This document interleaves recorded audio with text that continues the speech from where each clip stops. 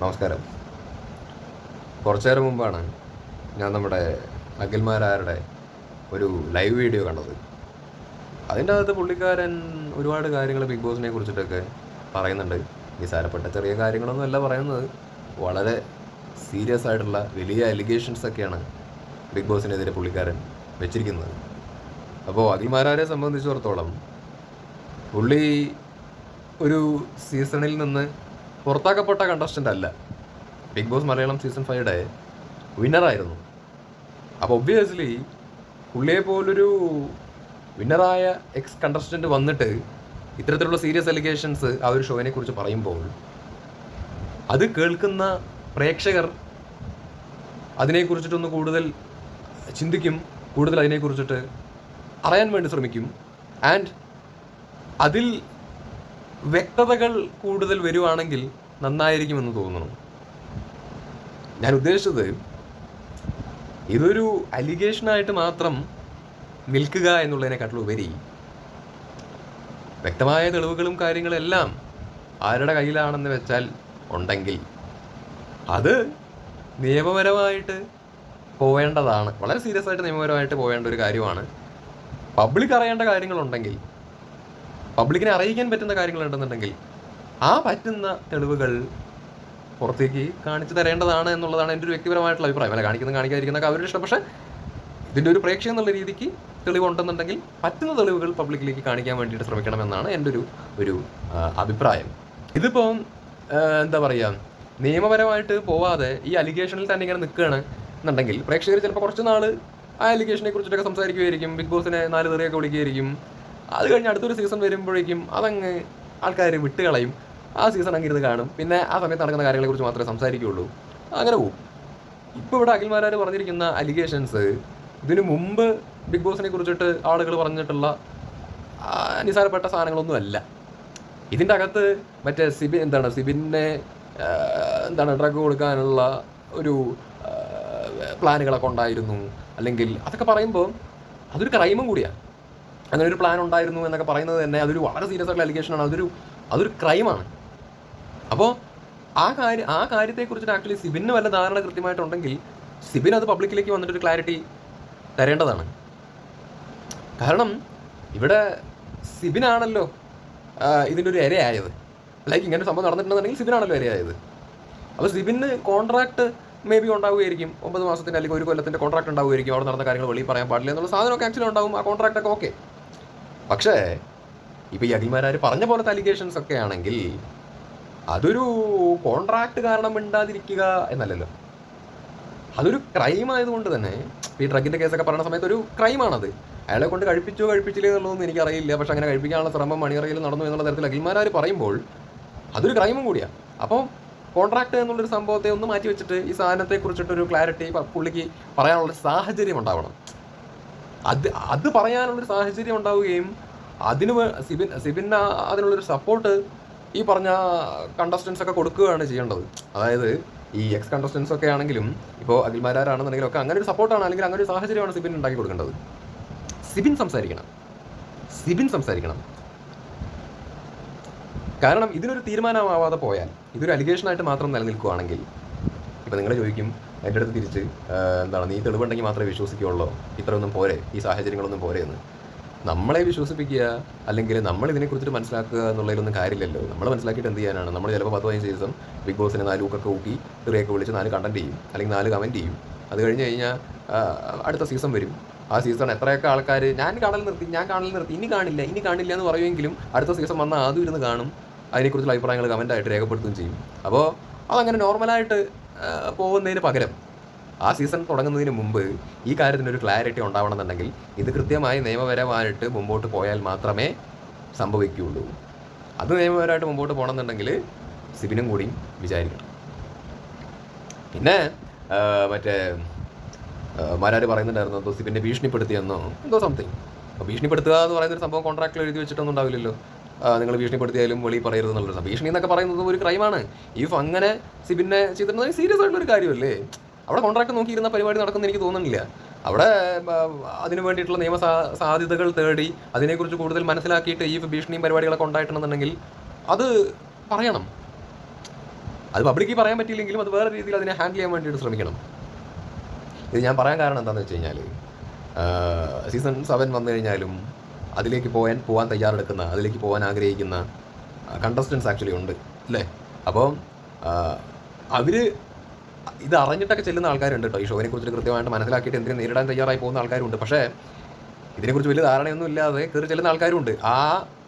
ആ ആളുകൾക്ക് ഭാവിയിലൊരു ദോഷം ഇതുപോലെയൊക്കെ സംഭവിച്ചിട്ടുണ്ടെന്നുണ്ടെങ്കിൽ അവർക്ക് ഇതുപോലെ റിപ്പീറ്റ് ആവാൻ വേണ്ടിയിട്ട് പാടില്ല. ഇനി വരാൻ വേണ്ടി പോകുന്ന സീസണുകളിൽ അത്തരത്തിലുള്ള കാര്യങ്ങൾ ഹാപ്പൻ ചെയ്യാതിരിക്കണമെന്നുണ്ടെങ്കിൽ ഈ അലിഗേഷൻസിന് ഒരു തീരുമാനം ആക്ച്വലി ഉണ്ടാവണം എന്നുള്ളതാണ്.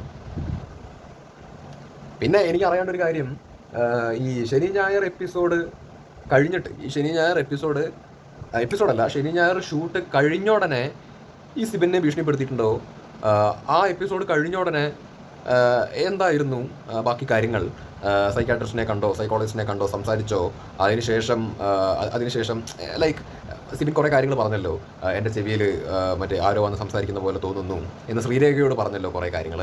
അതേപോലെ എൻ്റെ പഴയ കാര്യങ്ങൾ എനിക്ക് ഓർമ്മ വരുന്നുണ്ട്, എനിക്ക് ട്രോമ ഉണ്ടാവുന്നു, അല്ലെങ്കിൽ എൻ്റെ ട്രോമകൾ, അപ്പോൾ ഇത്തരത്തിലുള്ള ടേംസൊക്കെ പുള്ളി ഉപയോഗിച്ചിട്ടുണ്ട്. എനിക്കിവിടെ നിൽക്കാൻ പറ്റില്ല, എനിക്ക് ബുദ്ധിമുട്ടുണ്ട്, പ്രയാസമുണ്ട്, ടെൻഷനുണ്ട്, എനിക്ക് എത്ര ശ്രമിച്ചിട്ട് പറ്റില്ല എന്നൊക്കെ പറയുന്ന ഒരു സാഹചര്യം സിബിൻ അതിൻ്റെ അകത്ത് സംസാരിച്ചിട്ടുണ്ട്. സിബിൻ കാണിച്ചു കൂട്ടി കുറേ കാര്യങ്ങൾ നമ്മൾ കണ്ടില്ല. അപ്പോൾ അങ്ങനെ ഒരു സംഭവം സിബിന് ഉണ്ടാവാനുള്ള സാഹചര്യം അവിടെ ഉണ്ടായിട്ടുണ്ടോ? ലൈക്ക് അവിടെ വല്ല ഭീഷണിയോ അല്ലെങ്കിൽ നമ്മളെ കാണിക്കാത്ത എന്തെങ്കിലും കാര്യങ്ങൾ അവിടെ സിബിന് നേരിടേണ്ടി വന്നിട്ടുണ്ടോ? കൺഫെഷൻ റൂമിൽ വെച്ചിട്ടോ അല്ലെങ്കിൽ അല്ലാതെയോ ഒക്കെ. കാരണം സിബിൻ ഓൾറെഡി ഒരു തവണ പോയിട്ട് മടങ്ങി വന്നു, ഓക്കെ ആണെന്നുള്ള തരത്തിലൊക്കെ പറഞ്ഞിട്ട് പുള്ളിക്കാരൻ മടങ്ങി വരുന്നൊരു സാഹചര്യം ഉണ്ടായിരുന്നു. അതിൻ്റെ ഒരു പ്രൊമോ ആദ്യം വന്നു. അങ്ങനെ മടങ്ങി വന്നതിന് ശേഷമാണ് വീണ്ടും പുള്ളിക്ക് കൊണ്ട് പറ്റുന്നില്ല, നടക്കണില്ല, ക്വിറ്റ് ചെയ്യണം, എനിക്കിവിടുന്ന് ഇറങ്ങണം, ഇല്ലെങ്കിൽ ഞാൻ ഇവിടുന്ന് പൊട്ടിച്ചിട്ട് ഇറങ്ങി പോകുമെന്നൊക്കെ പറഞ്ഞിട്ട് ഒരു സാഹചര്യം ഉണ്ടായിട്ട് വീണ്ടും അയാളെ കണ്ണൊക്കെ കെട്ടിയിട്ട് പുറത്തേക്ക് കൊണ്ടുപോകുന്നൊക്കെ നമ്മൾ കണ്ടതാണ്. അപ്പോൾ ആസ് എ പ്രേക്ഷകൻ ഞാൻ നോക്കുന്നത് നമ്മളെ കാണിക്കാത്ത എന്തെങ്കിലും ഒരു സാഹചര്യം അതിൻ്റെ അകത്ത് സിബിനെ നേരിടേണ്ടി വന്നിട്ടുണ്ടോ? അതായത് അങ്ങനെയൊക്കെ സിബിൻ അതിൻ്റെ അകത്ത് പറയാനും അങ്ങനെ പുറത്തേക്ക് പോകാനുള്ള ഒരു സംഭവം കാണിക്കാനും പുള്ളിക്ക് എന്തെങ്കിലും, അതായത് ഈ പറഞ്ഞ ഭീഷണിയോ അല്ലെങ്കിൽ എന്താ പറയുക, എന്തെങ്കിലും ഈ പറഞ്ഞ ഡ്രഗിൻ്റെ എന്തൊക്കെ വിഷയമൊക്കെ പറയട്ടെ അത് കൊടുക്കാനുള്ള ശ്രമമോ അങ്ങനെ എന്തെങ്കിലും സിബിൻ്റെ അറിവിൽ അല്ലെങ്കിൽ സിബിൻ അത്തരത്തിലുള്ള അനുഭവങ്ങൾ ബിഗ് ബോസിൻ്റെ ഭാഗത്ത് നേരിടേണ്ടി വന്നിട്ടുണ്ടെങ്കിൽ അത് സിബിൻ തന്നെ പറയേണ്ട കേസാണ്. ഇത് ഞാൻ എന്താ പറയുക, സിബിൻ തന്നെ വന്ന് പറയണം എന്ന് എക്സ്പെക്ട് ചെയ്യുന്നത്. ഇപ്പോൾ അഖിൽമാരാർക്ക് ഉണ്ടായ അനുഭവങ്ങൾ മാത്രമേ അഖിൽമാരാർക്ക് പറയാൻ വേണ്ടിയിട്ട് പറ്റുള്ളൂ. അഖിൽമാരാർ ഫേസ് ചെയ്തിട്ടുള്ള കാര്യങ്ങൾ മാത്രമേ പറയാൻ വേണ്ടി പറ്റുള്ളൂ. അഖിൽമാരാർ സിബിൻ്റെ കേസ് വന്ന് പറയുന്ന സമയത്ത് ഓഫ് കോഴ്സ് പ്രേക്ഷകർക്ക് കേൾക്കുമ്പോൾ അഖിൽമാരാർ പറയുന്നത് കൊണ്ടും ഒരു വിന്നറായ ഒരു വ്യക്തി പറയുന്നത് കൊണ്ടും അതിനെ ഉൾക്കൊള്ളാൻ സാധിക്കും, അത് വിശ്വസിക്കും, ഇല്ലെന്നല്ല ഞാൻ പറയുന്നത്. പക്ഷേ സിബിനാണ് അതിനെക്കുറിച്ച് കൂടുതൽ ക്ലിയർ ആയിട്ട് കുറച്ചും കൂടി ക്ലാരിറ്റിയോട് കൂടിയിട്ട് ഈ ഒരു വിഷയത്തെക്കുറിച്ച് പറയാൻ വേണ്ടി പറ്റുക. സിബിൻ പറയുമ്പോഴാണ് അതിന് കൂടുതൽ ഒരു ഇമ്പാക്റ്റ് ഉണ്ടാവുക. സിബിൻ പറയുമ്പോഴാണ് കൂടുതൽ ആ ഒരു ഷോവിൻ്റെ കാര്യത്തിലൊരു എക്സ്പോസ്ഡ് എന്നുള്ളൊരു സിറ്റുവേഷനിലേക്ക് ആക്ച്വലി വരിക. കാരണം ഇപ്പോൾ ലൈവായിട്ട് നിൽക്കുന്ന ഒരു സീസൺ 6 ആണ്. അപ്പോൾ സിബിന് ഇപ്പോൾ പുറത്തേക്ക് പോകേണ്ട ഒരു സാഹചര്യം ഉണ്ടായി. അപ്പോൾ സിബിനെ കുറിച്ചിട്ട് ഇപ്പോഴും ചർച്ചകൾ നടക്കുന്നുണ്ട്. അപ്പോൾ സിബിൻ വന്നിട്ട് ഈ ഒരു വിഷയത്തെക്കുറിച്ചിട്ടൊരു ക്ലാരിറ്റി കൊടുക്കുകയാണെങ്കിൽ നന്നായിരിക്കും. അപ്പോൾ ഞാൻ പറയുന്നത് എനിക്ക് നിയമപരമായിട്ടുള്ള നോളജ് ഒന്നും ആക്ച്വലി ഇല്ല. സിബിൻ അവിടെ സൈൻ ചെയ്ത കോൺട്രാക്ട് എന്താ തരത്തിലുള്ള കോൺട്രാക്റ്റാണ്, ആ കോൺട്രാക്റ്റിൽ എന്തൊക്കെ കാര്യങ്ങൾ പറയുന്നുണ്ടെന്നുള്ളതൊന്നും എനിക്കറിയില്ല. പക്ഷേ എൻ്റെ ഒരു ചെറിയ നോളേജ് വെച്ചിട്ട്, എൻ്റെ ചെറിയൊരു അറിവ് വെച്ചിട്ട് ഈ അഖിൽമാരാർ പറയുന്ന കാര്യങ്ങളൊന്നും നിസ്സാരപ്പെട്ട കാര്യങ്ങളല്ല, വളരെ സീരിയസ് ആയിട്ടുള്ള ഒരു ക്രൈം എന്നുള്ള രീതിയിൽ കൺസിഡർ ചെയ്യാൻ വേണ്ടി പറ്റുന്ന ഒരു അലിഗേഷൻസ് ആണ് പുള്ളി ഇവർക്കെതിരെ ആക്ച്വലി വെച്ചിരിക്കുന്നത്, ഈ ബിഗ് ബോസിനെതിരെയൊക്കെ വെച്ചിരിക്കുന്നത്. സോ ഒരു അത്തരത്തിലുള്ള സാഹചര്യങ്ങൾ ഉണ്ടാകുന്ന സമയത്ത് അവിടെ കോൺട്രാക്ട് എന്ന് പറഞ്ഞ് നോക്കി നിൽക്കാതെ അതുമായിട്ട് മുമ്പോട്ട് പോകാൻ പറ്റുന്നൊരു അവസ്ഥ ആക്ച്വലി ഉണ്ടോ എന്നുള്ളത് എനിക്കറിയില്ല. അതിനെക്കുറിച്ച് അറിയുന്ന ആൾക്കാരാണെങ്കിൽ ഒന്ന് ജസ്റ്റ് കമൻറ്റ് ചെയ്യും, ഒരു അറിവിന് വേണ്ടിയിട്ട് ചോദിക്കുന്നതാണ്. പിന്നെ അഖിൽമാരാർ മറ്റൊരു കാര്യം പറയുന്നുണ്ട്, ഫേവറിസം എന്ന് പറയുന്നൊരു സംഭവം ഇതിൻ്റെ പുറകിൽ നിൽക്കുന്ന ആളുകൾക്കൊണ്ട് അവരെ വിജയിപ്പിക്കാൻ വേണ്ടിയിട്ട് ശ്രമിക്കും. അഖിൽമാരാരെ ജയിപ്പിക്കാതിരിക്കാൻ വേണ്ടിയിട്ട് അവർ ശ്രമിച്ചിട്ടുണ്ട്. അഖിൽമാരാർ ജയിക്കണമെന്ന് അവർ ആഗ്രഹിച്ചിട്ടില്ല. പക്ഷേ ഈ മാനസിക സമ്മർദ്ദങ്ങൾ അഖിൽമാരാർക്കെതിരെ ഉണ്ടാകുന്ന സമയത്ത് നമ്മൾ കണ്ടിട്ടുള്ളതാണ്. അഖിൽമാരാരെ ഒരുപാട് വിമർശിച്ചിട്ടുണ്ട്. ഇപ്പോൾ സാറ്റർഡേ സൺഡേ എപ്പിസോഡ് വരുന്ന സമയത്ത് അയാളെ ടാർഗറ്റ് ചെയ്തിട്ടുണ്ട്. ചില ടാസ്കുകളൊക്കെ വരുന്ന സമയത്താണെന്നുണ്ടെങ്കിലും അയാളെ ഇരയാക്കപ്പെട്ടിട്ടുണ്ട്. പക്ഷേ അഖിൽമാരാർ ആ മാനസിക സമ്മർദ്ദത്തെയൊക്കെ, അതായത് ഓഫ് കോഴ്സ് അഖിൽമാരാർക്ക് വെളിയിൽ നല്ല സപ്പോർട്ട് ഉണ്ടായിരുന്നു പബ്ലിക്കിൽ. അതേപോലെ തന്നെ അങ്ങനെ സപ്പോർട്ട് വരുന്ന ആൾക്കാരെ അതിൻ്റെ അകത്ത് സമ്മർദ്ദത്തിലാക്കുന്ന ഒരു പരിപാടി ബിഗ് ബോസിൻ്റെ ഭാഗത്തുനിന്നുണ്ട്. അത് ബിഗ് ബോസ് കണ്ടസ്റ്റൻസിൻ്റെ എതിരെ കളിക്കുന്ന ഒരു ഗെയിമാണ്. അത് ആ സമ്മർദ്ദത്തിൽ അഖിൽമാരാരെ ഏർപ്പെടുത്തി അഖിൽമാരാർ നല്ല മനബലവും അയാൾക്ക് നല്ല ബുദ്ധി, അയാൾക്ക് എവിടെയൊക്കെ എങ്ങനെയൊക്കെ പ്രയോഗിക്കണം എന്നുള്ളത് ഒരു അറിവുള്ളത് കൊണ്ട് അയാൾ അതിനെ തരണം ചെയ്ത് ബിഗ് ബോസിൻ്റെ മേളിലേക്ക് പോയി. അവസാനം ബിഗ് ബോസിന് എന്തായി, വേറെ നിവർത്തിയില്ല. കാരണം അയാൾക്ക് പരമാവധി കൊടുക്കാൻ പറ്റുന്ന മാനസിക സമ്മർദ്ദത്തിലേക്ക് ആക്കാൻ നോക്കി. പക്ഷേ അതിൽ അഖിൽമാരാർ ആ വലയിൽ വീണില്ല. അഖിൽമാരാർ കൂളായിട്ട് സ്ട്രെയിറ്റ് ആയിട്ട് അങ്ങ് പോയി. പിന്നെ കഴിഞ്ഞു. അതായത് ഇവർക്ക് ചാനലെ കൊണ്ട് പറ്റുന്ന പരിപാടി എന്താണ്? ഇവരെ പുറത്താക്കാനുള്ള സാഹചര്യങ്ങൾ ഉണ്ടാവുക, അല്ലെങ്കിൽ അവരെ സമ്മർദ്ദത്തിലാക്കുക എന്നുള്ളതാണ്. ആ സമ്മർദ്ദത്തെ ഇവർ താണ്ടിക്കഴിഞ്ഞ് കഴിഞ്ഞാൽ പിന്നെ വോട്ടിലൊന്നും ഇവർക്ക് ഒരു തേങ്ങയും ചെയ്യാൻ വേണ്ടി പറ്റില്ല. കാരണം വോട്ട് ചാനൽ തീരുമാനിക്കുന്നതല്ല എന്നാണ് ഞാൻ മനസ്സിലാക്കുന്നത്. അതിന് വേറെ ബ്രാൻഡുണ്ട്, അല്ലെങ്കിൽ ഇത് നടത്തുന്ന ഒരു വലിയ യൂണിറ്റ് ആക്ച്വലി ഉണ്ട്. അത് ഓഡിറ്റ് ചെയ്യപ്പെടുന്ന ഒരു പരിപാടിയാണ്. അത് അഖിൽമാരാർ തന്നെ പറയുന്നുണ്ട്, ഈ ഷോ സ്ക്രിപ്റ്റഡ് അല്ല, അല്ലെങ്കിൽ മറ്റേ വോട്ടിങ്ങിൻ്റെ അടിസ്ഥാനത്തിൽ തന്നെയാണ് ഈ ഷോയിൽ ആളുകൾ നിലനിന്ന് പോകുന്നതും പുറത്തേക്കാവുന്നതും എന്ന് അഖിൽമാരാർ തന്നെ പറയുന്ന ഒരു കാര്യമാണ്. സോ ഞാൻ മനസ്സിലാക്കുന്നത്, അവരുദ്ദേശിക്കുന്ന ആളുകളെ അവരുദ്ദേശിക്കുന്ന ഒരു വിന്നർ ഉണ്ടാവും. അവർ വിന്നറാക്കാൻ വേണ്ടി ആഗ്രഹിച്ചിട്ട് അതിനുവേണ്ടി ശ്രമങ്ങൾ നടത്തും. പക്ഷേ അതിൻ്റെ ഭാഗമായിട്ട് പുറത്ത് നല്ല സപ്പോർട്ടുള്ള ആളിനെ സമ്മർദ്ദത്തിലാക്കുന്ന സമയത്ത് ആ വ്യക്തിയുടെ മെൻ്റൽ സ്റ്റെബിലിറ്റി, അല്ലെങ്കിൽ ആ വ്യക്തി അതിനെ എങ്ങനെ ഓവർകം ചെയ്ത് പോകുകയാണെന്നുണ്ടെങ്കിൽ പിന്നെ അവിടെ ബിഗ് ബോസിന് റോളില്ല എന്നുള്ളതാണ് സംഗതി. അത് മാരാരുടെ കേസിലാണത് തെളിയിക്കപ്പെട്ടിരിക്കുന്നത്. മറ്റുള്ളതൊക്കെ സീസൺ 4 എന്ന് പറഞ്ഞു കഴിഞ്ഞാൽ എന്താണ്? ഇപ്പോൾ റോബിനെ ടാർഗറ്റ് ചെയ്തു, അല്ലെങ്കിൽ റോബിനെ മാനസിക സമ്മർദ്ദത്തിലാക്കി ആക്കുന്ന സാഹചര്യങ്ങൾ ഉണ്ടായിട്ടുണ്ട് വീക്കെൻഡ് എപ്പിസോഡുകളിൽ. അതിൽ മറ്റ് കണ്ടസ്റ്റൻസിനെ കൂടുതൽ ഇതാക്കുന്ന പോലെയൊക്കെ, അതായത് കൂടുതൽ സോഫ്റ്റ് കോർണർ കാണിക്കുന്നതായിട്ടൊക്കെ നമുക്ക് തോന്നിയിട്ടുണ്ട്. പക്ഷേ അവിടെ ഒരു സാഹചര്യം വന്ന സമയത്ത് റോബിൻ അവിടെ പ്രൊവോക്ഡ് ആയിട്ട് റിയാസിനെ പിടിച്ച് ഉന്തുന്ന അവസ്ഥയായപ്പോൾ എന്തായി? അവിടെ ഒരു കാരണം കിട്ടി, ബിഗ് ബോസിന് ഒരു കാരണം കിട്ടി.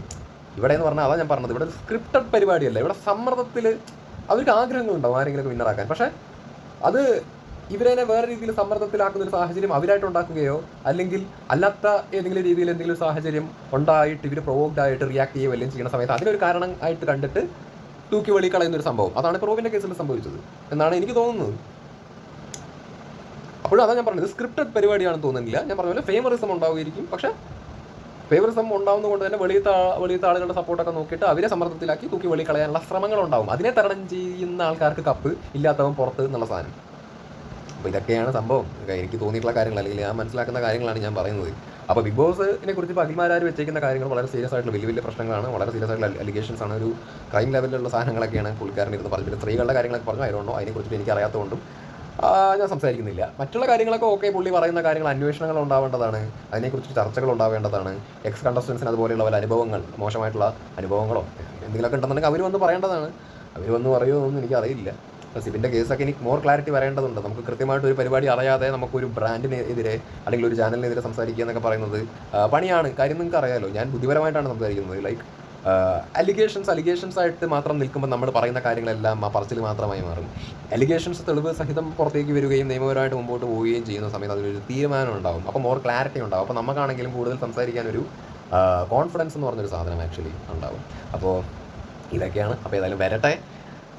നിങ്ങൾക്ക് സംഗതി പിടികിട്ടിയ ഇത് സ്ക്രിപ്റ്റഡ് ആണോ ചോദിച്ചാൽ സ്ക്രിപ്റ്റഡ് അല്ല. എന്നാൽ അവർക്ക് ഉദ്ദേശങ്ങളും ആഗ്രഹങ്ങളും ഉണ്ടോ ചോദിച്ചു കഴിഞ്ഞാൽ ഉണ്ട്. അതിനെ എങ്ങനെ എക്സിക്യൂട്ട് ചെയ്യുമെന്ന് ചോദിച്ചു കഴിഞ്ഞാൽ സമ്മർദ്ദം ഉണ്ടാക്കും. സമ്മർദ്ദം ഉണ്ടാക്കിയിട്ട് അതിനെ താണ്ടാൻ പറ്റിയവർക്ക് കപ്പ്, അല്ലാത്തവൻ പുറത്ത് എന്നുള്ളൊരു നിലപാട് അവരങ്ങ് എടുക്കും. ഇതാണ് സംഭവം. ഇത് ശരിയാണോ ചോദിക്കുകയാണെങ്കിൽ, ശരിയാണോ തെറ്റാണോ എന്ന് ചോദിക്കുകയാണെന്നുണ്ടെങ്കിൽ, ഇപ്പോൾ സിബിനുമായി ബന്ധപ്പെട്ടിട്ട് അഖിൽമാരാർ ഈ ബിഗ് ബോസിനെതിരെ പറഞ്ഞ അലിഗേഷൻ, അല്ലെങ്കിൽ ഇപ്പോൾ അഖിൽമാരാർ പറഞ്ഞ അലിഗേഷനൊക്കെ ഉള്ളത് അത് ക്രൈം ലെവൽ അലിഗേഷൻസ് ആണ്. ആ ക്രൈം ലെവൽ അലിഗേഷൻസ് അല്ലാണ്ട്, അല്ലെങ്കിൽ ക്രൈം ലെവൽ രീതികളല്ലാതെ വേറെ രീതിയിൽ മാനസിക സമ്മർദ്ദവും പരിപാടികളൊക്കെ കൊടുക്കുകയാണെന്നുണ്ടെങ്കിൽ യാതൊരു കുഴപ്പമില്ല. അത് ഈ ഷോവിൻ്റെ ഭാഗമാണ്. അല്ലാതെ ഈ പറഞ്ഞ പോലെ അങ്ങനെ ഇങ്ങനെ ഭീഷണി അതിൽ നിന്നൊക്കെ പറയുകയാണെന്നുണ്ടെങ്കിൽ അങ്ങനെ ഭീഷണിപ്പെടുത്താനുള്ള സ്വാതന്ത്ര്യമൊന്നും ഒരു ഷോവിനും ആക്ച്വലി ഇല്ല. അങ്ങനെയൊക്കെ ചെയ്യുന്നുണ്ടെന്നുണ്ടെങ്കിൽ അവിടെ തീരുമാനം ഉണ്ടാവേണ്ടത് തന്നെയാണ്, നിയമപരമായിട്ട് പ്രശ്നങ്ങൾ ഉണ്ടാവേണ്ടത് തന്നെയാണ്. പിന്നെ എന്താണ്, ഞാനൊരു കാര്യം പറയാം. ഇത് ഫസ്റ്റ് സീസണൊന്നുമല്ല, സീസൺ 6 ആയി. കഴിഞ്ഞ 5 സീസണും കണ്ടിട്ട് എല്ലാ ആൾക്കാരും കണ്ടിട്ടുണ്ടാവും. ഇതൊക്കെ കൂടി കണ്ടിട്ടാണ് എല്ലാവരും അതിൻ്റെ അകത്തേക്ക് കെട്ടിയെടുക്കുന്നത്. അപ്പോൾ ഇതെല്ലാം മനസ്സിലാക്കിയിട്ട് പോകാൻ വേണ്ടിയിട്ട് ശ്രമിക്കുക. അല്ലാണ്ട് ഇതൊന്നും മനസ്സിലാക്കാണ്ട് അതിൻ്റെ അകത്തേക്ക് ചെന്നിട്ട് മാനസികമായിട്ട് ബലമില്ലെങ്കിൽ നേരിടാനുള്ളൊരു ബുദ്ധിമുട്ട് ആക്ച്വലി ഉണ്ടെങ്കിൽ അവിടെ നിന്ന് ഇങ്ങനെ ഇറങ്ങി വരേണ്ടി വരും. It's not that easy in that platform. അങ്ങനെ ഒരു പ്ലാറ്റ്ഫോമിൻ്റെ അകത്ത് ഇതൊന്നും എളുപ്പമുള്ള പരിപാടിയൊന്നുമല്ല. അപ്പോൾ ഇത് മനസ്സിലാക്കുക, അത്രേ ഞാൻ പറയുന്നുള്ളൂ. ഇപ്പോൾ ബിഗ് ബോസ് എന്ന് പറയുന്ന അത്ര നന്മ വരെ ഷോ ഒന്നുമല്ല, ടോക്സിക് ഷോ ആണെന്ന് ഞാൻ തന്നെ പറഞ്ഞിട്ടുണ്ട്. അപ്പോൾ ഇതിൻ്റെ മറ്റു തലങ്ങളെക്കുറിച്ച് എനിക്ക് കൃത്യമായ ധാരണയൊന്നുമില്ല. ഇപ്പോൾ ആരാര് പറയുമ്പോഴാണ് ഓക്കെ ഇങ്ങനെയൊക്കെ ഉണ്ടോ എന്നുള്ളതിനെക്കുറിച്ച് നമ്മൾ ചിന്തിക്കുക പോലും ചെയ്യുന്നത്. അപ്പോൾ ഇതൊക്കെ മനസ്സിലാക്കുക. ആ അലിഗേഷൻ്റെ കാര്യത്തിലൊരു തീരുമാനം ആവട്ടെ, അതിനുശേഷം ബാക്കി ടോക്ക് നമുക്ക് സംസാരിക്കാം. അപ്പോൾ ഈ അങ്ങോട്ട് പോകാൻ വേണ്ടി നിൽക്കുന്ന ആളുകളൊക്കെ ഡബിളായിട്ട് ചിന്തിക്കുക. പോണേനൊന്നും ഞാൻ തെറ്റു പറയില്ല കേട്ടോ. പക്ഷേ അതിൻ്റെ അകത്ത് എല്ലാ രീതിയിലും ബുദ്ധി പ്രയോഗിക്കണം, എല്ലാ തരത്തിലും നമ്മൾ ഫേസ് ചെയ്യാൻ തയ്യാറായിരിക്കണം, പ്രിപ്പയർഡ് ആയിരിക്കണം എന്നുള്ളതാണ്. ബിഗ് ബോസ് ഇപ്പോൾ ശനി ഞായർ എപ്പിസോഡ് വരുന്ന സമയത്ത് ലാരേട്ടം പിടിച്ച് നിങ്ങളെ ഭയങ്കരമായിട്ട് ഊക്കി വിടുന്നുണ്ടെന്നുണ്ടെങ്കിൽ, നിങ്ങളെ ഭയങ്കരമായിട്ട് ടാർഗറ്റ് ചെയ്യുന്നുണ്ടെന്നുണ്ടെങ്കിൽ, നിങ്ങളൊന്ന് ചിന്തിച്ചോ, നിങ്ങളതിൻ്റെ അകത്ത് എല്ലാം ഫേസ് ചെയ്ത് അതിനെ തരണം ചെയ്ത് നിങ്ങളതിൽ മെൻ്റലി ഡൗൺ ആവാതെ മുമ്പോട്ട് പോയി കഴിഞ്ഞാൽ നിങ്ങളുടെ കയ്യിൽ കപ്പിരിക്കും. അത്രേ ഉള്ളൂ. കാരണം വെളിയിൽ നിങ്ങൾക്ക് ഭയങ്കര സപ്പോർട്ട് ഉള്ളത് കൊണ്ടാണ് നിങ്ങൾക്ക് ശനി ഞായർ എപ്പിസോഡ് വരുമ്പോൾ ഊക്ക് കിട്ടണത്. ഇല്ലെന്നുണ്ടെങ്കിൽ ഊക്കൊന്നും കിട്ടില്ല. ഇത് നേരെ മറിച്ച് നിങ്ങളോട് കുറച്ച് അതായത് നിങ്ങൾ അധികം കാര്യമായിട്ട് ചീത്തയൊന്നും പറയുന്നില്ല. നിങ്ങൾ എന്തൊക്കെയോ പ്രശ്നങ്ങൾ അതിൻ്റെ അകത്ത് ഒപ്പിക്കുന്നുണ്ട്, നിങ്ങൾ അതിൻ്റെ അകത്ത് വെറുപ്പിച്ച് വിടുന്നുണ്ട്. പക്ഷേ നിങ്ങളെ ക്രിട്ടിസൈസ് ചെയ്യേണ്ട രീതിയിൽ നിങ്ങളെ ഭയങ്കരമായിട്ട് ക്രിട്ടിസൈസ് ചെയ്യുന്നതിന് പകരം ഒന്ന് തലോടി വിടുകയാണെന്നുണ്ടെങ്കിൽ നിങ്ങൾ ഉറപ്പിച്ചോ, വെളിയിൽ നല്ല ഹെയ്റ്റ് ഉണ്ട്. നിങ്ങളെ കൊണ്ട് വീണ്ടും അതേ ഊളത്തരങ്ങൾ കാണിപ്പിച്ചിട്ട് വീണ്ടും ആളുകളെ കൊണ്ട് ഈ ഷോവിനെയും നിങ്ങളെയൊക്കെ കുറ്റം പറയിപ്പിച്ച് ഇതിൻ്റെ TRP കയറ്റുക എന്ന് പറയുന്നൊരു പരിപാടിയാണ് അവർ ചെയ്തുകൊണ്ടിരിക്കുന്നത്. ഞാൻ ഗെയിമിൻ്റെ ആസ്പെക്റ്റിലാണ് പറയുന്നത് കേട്ടോ. ഇത് ഗെയിമാണിത്. അത്രയേ ഉള്ളൂ. സിമ്പിൾ ലോജിക്കാണ്. ഈ 7-ലൊക്കെ പോകുന്ന ആൾക്കാർ ചിന്തിച്ചാൽ മതി. സിമ്പിളായിട്ട് നിങ്ങൾക്ക് അപ്പം കൊണ്ട് വരാൻ വേണ്ടി പറ്റും. തെറി കേൾക്കണമെങ്കിൽ നിങ്ങൾ മനസ്സിൽ സുഖിക്കുക. എന്നെ ലാലിട്ട് ചീത്ത പറഞ്ഞു, ശനിയാർ എപ്പിസോഡിൽ എന്നെ ചീത്ത പറഞ്ഞു, വാ പൊള്ളി എനിക്ക് പറഞ്ഞ നല്ല സപ്പോർട്ട്. അവിടെ വേണമെങ്കിൽ നിങ്ങൾ അഭിനയിച്ചോ എന്നൊക്കെ പറഞ്ഞിങ്ങനെ അഭിനയിച്ചോ, പക്ഷെ ഉള്ളിൽ സന്തോഷിച്ചോ. നല്ല ഐഡിയ. ഇത്രയ്ക്കൊക്കെ പറയാനുള്ളൂ. ശരി എന്നാൽ.